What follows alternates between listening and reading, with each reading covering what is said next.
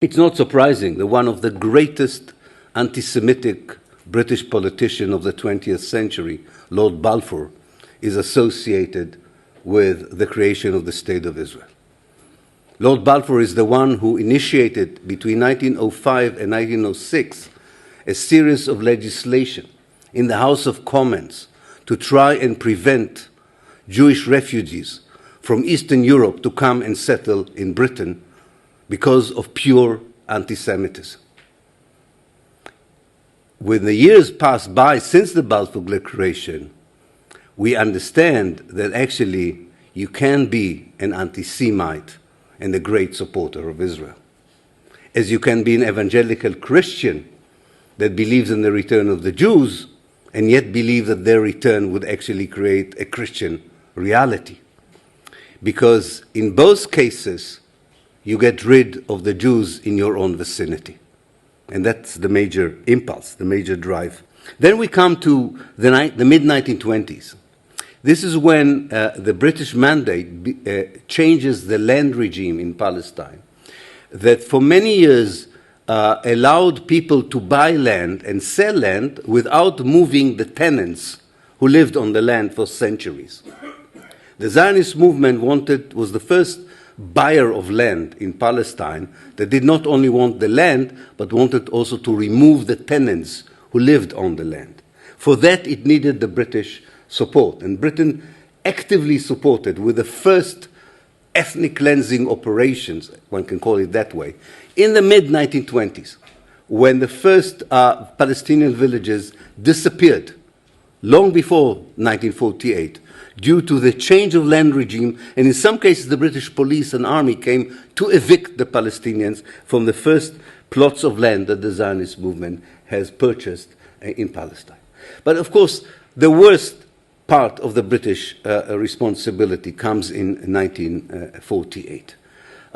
When Britain is still responsible for law and order between November 1947 to May 1948, when, according to the mandatory charter, it has to respect the dignity, the life and property of everyone who lives in Palestine, under the eyes of British soldiers and sometimes with the help of British soldiers. The Zionist movement begins already in February 1948, a massive operation of ethnic cleansing, targeting, while the British are still responsible for law and order, the Palestinian cities. Not the Palestinian countryside, the Palestinian cities. Because they knew that in the Palestinian cities, you had the political elite, the cultural elite, the social elite. And if you cut the elite from the people, you leave them defenseless later on when the 15th of May comes and British forces leave Palestine and the Jewish state is declared. Under the eyes of British soldiers and commanders, and sometimes through their facilitation, the city of Haifa was emptied by force from all its 75,000 Palestinians. Similar fate awaited the people of Jaffa, Akka, Baisan, Safad.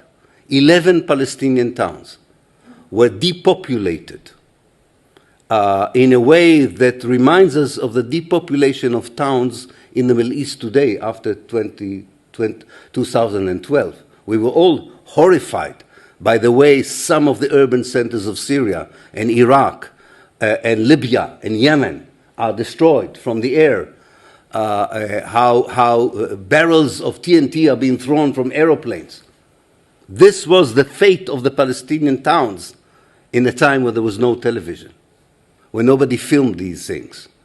But this was an herbicide, a genocide of towns that happened in 1 month, in April 1948, under the eyes of British officials and officers, and when Britain was still responsible for law and order. Some British politicians later on had some remorse about it, but obviously not enough, given the way British policy developed.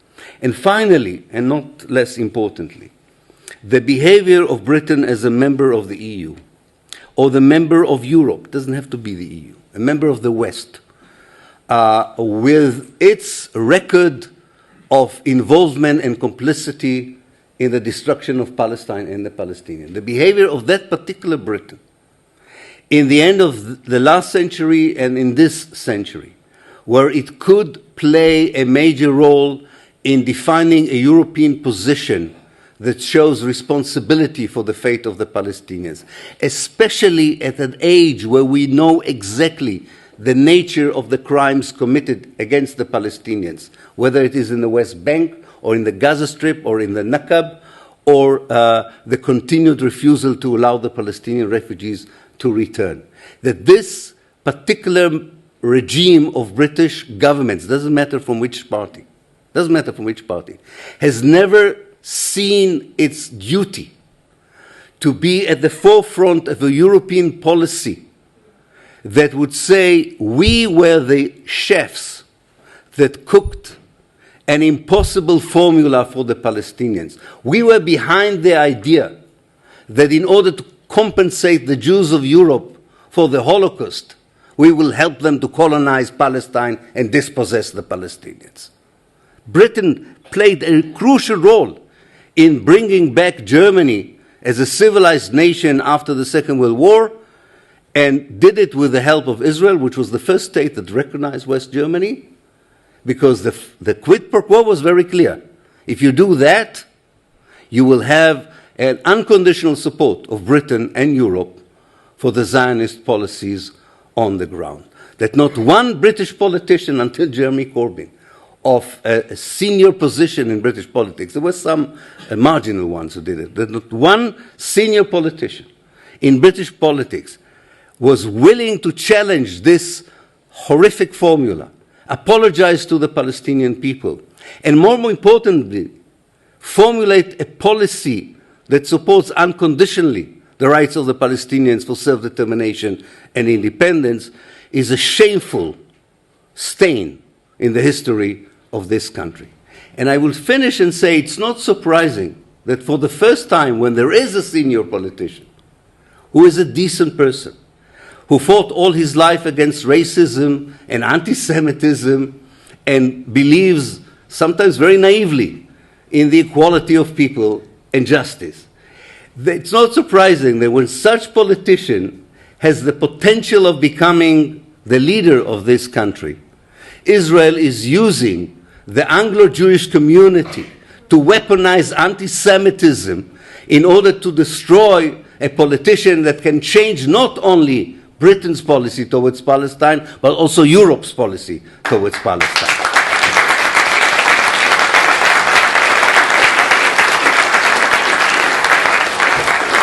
The ridiculous allegation of anti-Semitism is only there because this is a moment of truth for Britain. It's not too late. I think that's the message that we get. It's not too late for Britain to feel accountable and responsible for the role it played in the destruction of Palestine and the dispossession of the Palestinians. And the Israelis rightly understand that once Britain would do this U-turn, once Britain would be willing to commemorate the Balfour Declaration as a horrendous crime and apologize rather than celebrate it, other countries in Europe would follow suit. And finally, we will have a proper counter position to the unconditional support of the United States to the State of Israel. So they know what they are doing in the Israeli Ministry of Strategy, as it's called. They do know what they are doing. Do we know what we are doing? By apologizing, by saying, no, yes, there is a rise in anti-Semitism, but it's not exactly our fault, and so on, instead of taking the initiatives. And every minute that we appear in the media, and we don't talk of Palestine, but we answer the stupid allegation of anti-Semitism, is a wasted minute of our time for a struggle that should continue. Thank you.